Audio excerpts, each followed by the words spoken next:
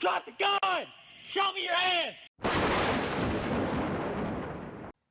In a continued effort to see if homicides are solved more for white victims than for those of people of color, we're going to go to Birmingham, Alabama, which has reported 68 homicides, of which more than half of them, 38, no arrests have been made. Solving only half of the murders in a city may not sound like a lot, but it's right on par with the national numbers. Of the 68, 64 were shootings, and I have photos of 55 of those victims, 48 of which are black, 3 Hispanic, and 4 were white.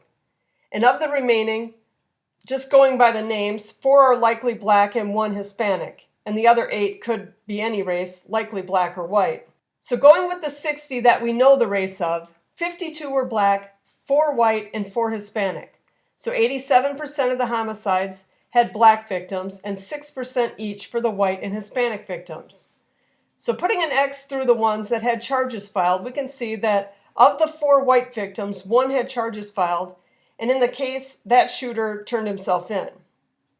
And for the Hispanics, 2 of the 4 were solved, and 1 was in the same incident with the white guy where the suspect turned himself in. And for the black victims, 21 of 52 were solved. So 25% of the white homicides, 50% of the Hispanic homicides, and 40% of the black homicides were solved. And overall, 45% of all the homicides were solved. So at least in the case of Birmingham, it is not true that white homicides are solved more than people of color. And if not for that guy turning himself in, it's possible the white victims' solve rate would be 0. On average, only 50% of the homicides are being solved in America, and that alarming statistic is likely the reason people feel like their homicides are not being given the attention they deserve.